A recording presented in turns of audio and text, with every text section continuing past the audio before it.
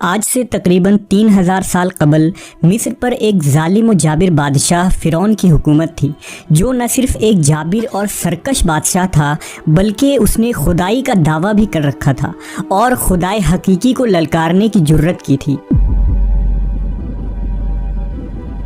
فرعون نہایت ہی بد کردار اور ظالم ترین شخص تھا۔ فرعون نے اپنی رعایا کو حکم دیا تھا کہ وہ اس کے آگے سجدہ کریں، اور جو کوئی بھی اسے سجدہ کرنے سے انکار کرتا وہ اس پر ظلم کے پہاڑ ڈھا دیتا، یہاں تک کہ اسے قتل کروا دیتا۔ اس زمانے میں اللہ نے اپنے سچے پیغمبر حضرت موسیٰ علیہ السلام کو مبعوث کیا، جنہوں نے بنی اسرائیل کو اللہ کی طرف دعوت دی اور انہیں جھوٹے خدا کی عبادت سے باز آنے کی ہدایت کی۔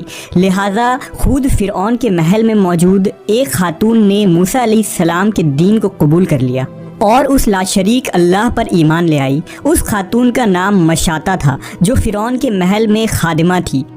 فرعون نے اسے اپنی بیٹی کی خدمت اور کام کاج کرنے پر مامور کیا تھا۔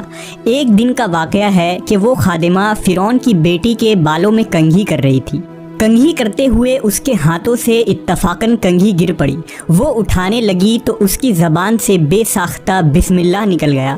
اس پر شہزادی نے کہا کہ تو نے آج عجیب کلمہ بولا، رب تو میرے باپ فرعون ہی ہے، تو پھر تم نے یہ کس کا نام لیا ہے؟ اس نے جواب دیا، فرعون رب نہیں بلکہ رب وہ اللہ ہے جو مجھے اور تجھے اور خود فرعون کو روزی دیتا ہے۔ شہزادی نے کہا، اچھا تو کیا تو میرے باپ کے سوا کسی اور کو اپنا رب مانتی ہے؟ اس نے جواب دیا، ہاں، میرا، تیرا اور تیرے باپ سب کا رب اللہ ہی ہے۔ شہزادی نے اس بات کی اطلاع اپنے باپ کو دے دی۔ وہ نہایت ہی غضبناک ہوا اور اس نے اس باندی کو اپنے دربار میں بلایا۔ جب وہ حاضر ہوئی تو فرعون نے پوچھا، کیا تو نے میرے سوا کسی اور کو اپنا رب مان لیا ہے؟ خادمہ نے صاف کہہ دیا کہ میں تمہیں خدا نہیں مان سکتی، میرا اور تیرا رب اللہ ہی ہے جو بلندیوں اور بزرگی والا ہے۔ جواب سن کر فرعون حیرت زدہ رہ گیا۔ اسے اتنی استقامت اور جرأت بھرے جواب کی امید نہ تھی۔ فرعون نے سوچا کہ اس عورت کو ایسی عبرتناک سزا دینی چاہیے کہ اس طرح کی جرأت دوبارہ کسی شخص کو نہ ہو۔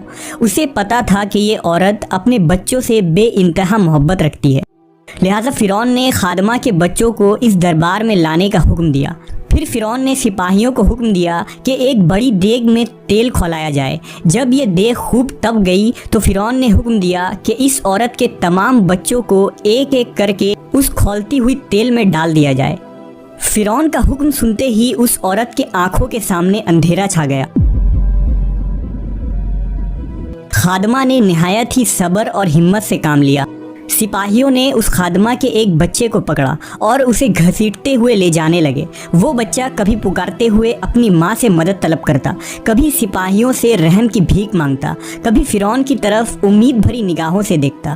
سپاہی اسے دھکیلتے اور گھسیٹتے ہوئے دیگ کے قریب لے گئے۔ خادمہ اپنے بچے کی طرف محبت بھری نظروں سے دیکھ رہی تھی اور اسے الوداع کہہ رہی تھی۔ چند لمحات میں اس کے جگر گوشے بچے کو کھولتے ہوئے تیل میں انڈیل دیا گیا اور کچھ ہی لمحے میں اس معصوم کی ہڈیاں تیل کے اوپر تیرنے لگی۔ فرعون نے خادمہ کی طرف دیکھا اور کہا، اب اس نادیدہ خدا کو چھوڑ دو اور مجھے رب مان لو۔ خاتون نے دلیرانہ نظروں سے فرعون کی طرف دیکھا اور اسے خدا تسلیم کرنے سے انکار کر دیا۔ فرعون اس ثابت قدمی اور ہمت کو دیکھ کر دنگ رہ گیا۔ تھوڑی دیر میں اس کے دوسرے بچوں کو بھی تیل میں ڈال کر ہلاک کر دیا گیا۔ اب سپاہی اس خاتون کے سب سے چھوٹے بچے کی طرف بڑھے جو شیرخوار اور معصوم تھا۔ جب سپاہیوں نے اس بچے کو چھینا تو بچے نے زور سے چیخ ماری۔ ماں کا کلیجہ منہ کو آ گیا اور اسے ضبط نہ رہا۔ وہ زمین پر گر پڑی اور زار و قطار رونے لگی۔ وہ عظمت والا لاشریک خدا اس عورت پر گزرنے والی قیامت سے خوب واقف تھا، لہٰذا اللہ کی طرف سے ایک معجزہ ظاہر ہوا۔ وہ شیرخوار بچہ جو ابھی بول بھی نہ سکتا تھا، اس کی زبان میں بولنے کی قوت آ گئی۔ بھری دربار میں بچہ بول اٹھا، اے میری ماں، تو حق پر ہے، بے شک دنیا کی سزا آخرت کے عذاب کے مقابلے میں بہت ہلکی ہے۔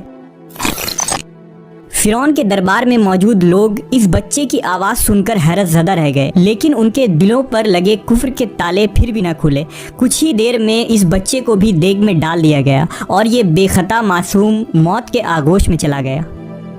اپنے تمام بچوں کو اپنی آنکھوں کے سامنے فرعون کے ظلم کے بھینٹ چڑھتے ہوئے دیکھنے کے بعد اس خادمہ کا دل پھٹ پڑا تھا۔ اگر وہ چاہتی تو اپنے معصوم بچوں کو اس دردناک موت سے بچا سکتی تھی۔ اسے صرف ایک کلمہ کفر پڑھنا تھا، مگر یہ فقط جان بچانے کا ایک بہانہ ہوتا۔ مگر اسے یقین تھا کہ اس کے رب کے پاس اس کے لیے جو کچھ ہے وہ اس ختم ہو جانے والی دنیا سے کئی زیادہ ہے۔ اب سپاہیوں نے اس خادمہ کو پکڑا اور دھکیل کر اس دیگ کے پاس لے گئے۔ خادمہ کے ذہن میں ایک بات آئی۔ اس نے فرعون کی طرف دیکھ کر کہا، رکو، میری ایک درخواست ہے۔ یہ سن کر فرعون کو کچھ امید پیدا ہو گئی۔ فرعون نے کہا، ہاں بتاؤ، کیا خواہش ہے؟ عورت نے کہا، تم میری اور میرے بچوں کی ہڈیاں ایک ساتھ جمع کر کے ایک جگہ دفن کر دینا۔ پھر اس نے اپنی آنکھیں بند کر لی اور اسے بھی دیگ میں پھینک دیا گیا۔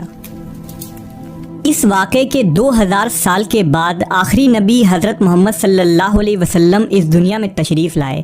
آپ کو ایک رات معراج کے سفر پر لے جایا گیا۔ معراج کی رات جب نبی صلی اللہ علیہ وسلم براق پر سوار ہو کر بیت المقدس پہنچے تو آپ کو مصر کی طرف سے ایک خوشبو آنے لگی۔ حضور نے جبرائیل سے پوچھا، اے جبرائیل، یہ کتنی اچھی خوشبو آ رہی ہے، یہ خوشبو کیسی ہے؟ جبرائیل امین نے عرض کی، یا رسول اللہ، فرعون کی ایک باندی تھی جس نے ایمان کے خاطر اپنے اور اپنے بچوں کے جانوں کا سودا کیا تھا۔ اس کے اور اس کے بچوں کے ہڈیوں کو جہاں دفن کیا گیا تھا، جس دن انہیں دفن کیا گیا اس دن سے لے کر آج تک یہ خوشبو آ رہی ہے اور یہ قیامت تک آتی رہے گی۔ بے شک ہم خوش قسمت ہیں کہ اللہ نے ہمیں ایمان کی دولت سے نوازا، جس ایمان کو پانے کے لیے لوگوں نے اپنی اور اپنی اولادوں کے جان کے نذرانے پیش کر دیے، جبکہ ہمیں کتنی آسانی سے یہ دین اور ایمان مل گیا۔